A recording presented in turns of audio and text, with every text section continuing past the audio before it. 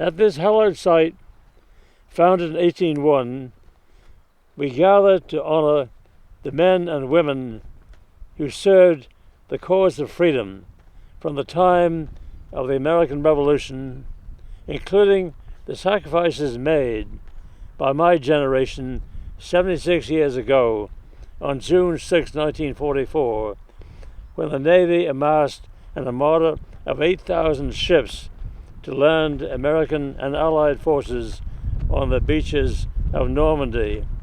If you were a soldier in England that day, before boarding your ship to cross to France, you would have heard General Eisenhower's message, which began with these lines: "Soldiers, sailors, and airmen of the Allied Expeditionary Forces, you are about to embark upon the great crusade toward which we have striven these many years. The eyes of the world are upon you. The hopes and prayers of liberty-loving people are everywhere with you." This crossing was rough. The crossing was rough.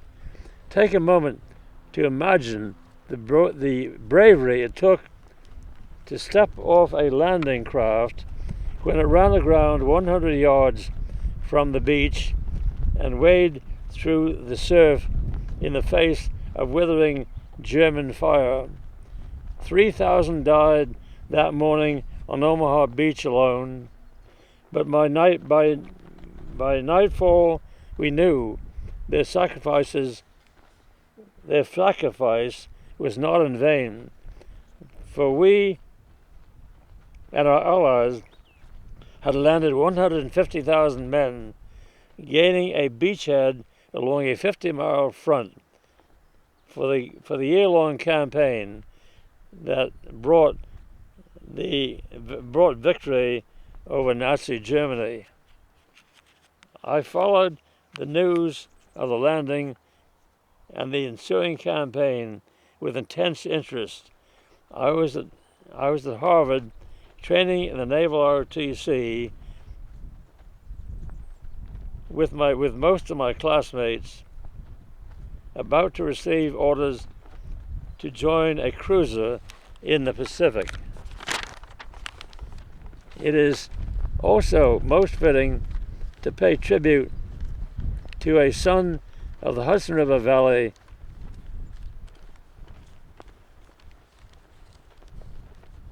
buried a few miles from here, Franklin Roosevelt, our Commander-in-Chief, who led us and our allies to victory over tyranny in Europe and Asia. I vividly recall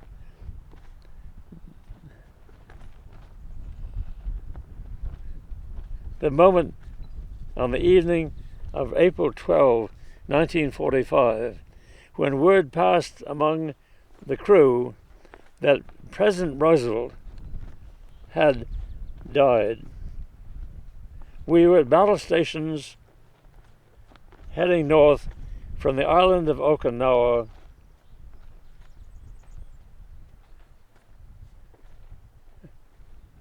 where days of kamikaze attacks had caused over 10,000 casualties in our fleet, to meet remnants of the Japanese coming down from Japan. A few weeks earlier, my ship had been heavily damaged at Iwo Jima, with almost 150 killed and wounded. And a few days later, when we were just offshore, bombarding targets on Iwo ahead of the advancing Marines, I heard a great cheer, and looking up, saw our flag's broad stripes and bright stars, moments after it was raised on the summit of Mount Suribachi, the 400-foot hill at one end of the island. We did not know that we had witnessed a moment that would be recorded forever in the nation's history. Franklin Roosevelt embodied the spirit of liberty that has guided the destiny of our nation throughout history. We find it in those who signed the Declaration of Independence, quote, pledging to each other our lives, our fortunes, our sacred honor, as they declared that, quote, these united colonies are and of right ought to be free and independent states, absolved from all allegiance to the British Crown. We find it in the Constitution, which opens with, quote, we the people, not we the corporations, but we the people. We find it incised in stone. At the Jefferson Memorial, I have sworn upon the altar of God eternal hostility against every form of tyranny over the mind of man. We find it in the words of the escaped slave Harriet Tubman, who a leader of the Underground Railroad, who, before the Civil War, at great personal risk, rescued over 100 slaves. Quote, if you hear the dogs, keep going. If you see the torches in the woods, keep going. If there's shouting after you, keep going. Don't ever stop. Keep going. If you want to stay a taste of freedom, keep going.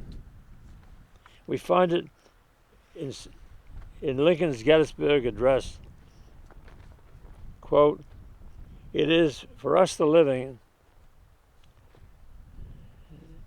to be dedicated to the great task remaining before us, that the nation shall have a new birth of freedom, and that the government of the people,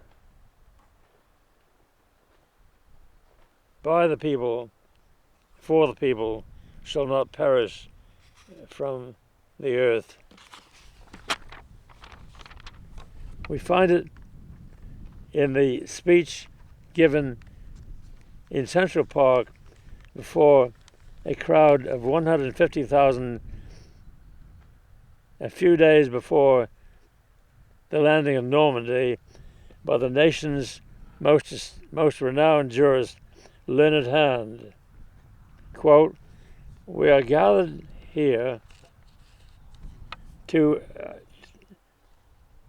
affirm a faith in a common purpose, a common conviction, a common devotion. Some of us have chosen America as the land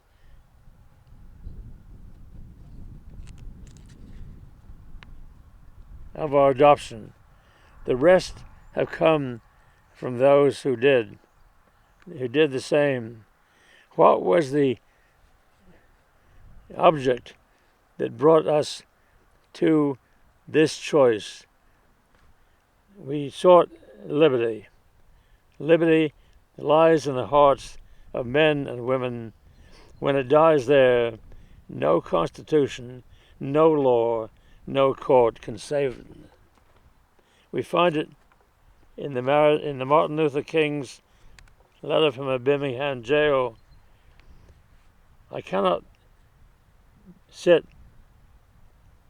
idly by in Atlanta and not be concerned about what happens in Birmingham. Injustice anywhere is a threat to justice everywhere. We are caught in a inescapable network of mutuality, tied in a single garment of destiny. We find it in John F. Kennedy's "Ask not what your country can do for you, ask what you can do for your country." We find it in the brave children from Marjorie Stoneman Douglas High School leading the nation against the NRA. And lastly, we find it in the Muslim father of the captain killed in Iraq, Qais Khan, who came to America in the 1980s with his wife and young children, found freedom and rejoiced in the Bill of Rights, which guarantees freedom of speech and freedom of association. He had come from Pakistan, where, in his words, we faced arrest for saying the wrong thing or associating with the wrong people, or even with just too many people.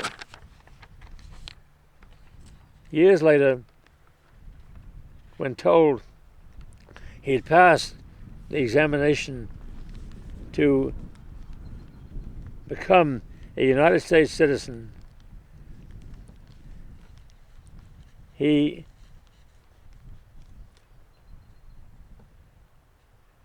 writes, quote, "A rush of emotion came over me. I was going to be an American. No, I already was an American. In my heart, I had been for years. Today, I am filled with hope, knowing that long after I am gone, millions of citizens of every race and creed, aroused by the encroaching tyranny, imbued with that spirit of liberty, will strive to save our democracy and freedom as they trample out the vintage where the grapes of wrath are stored."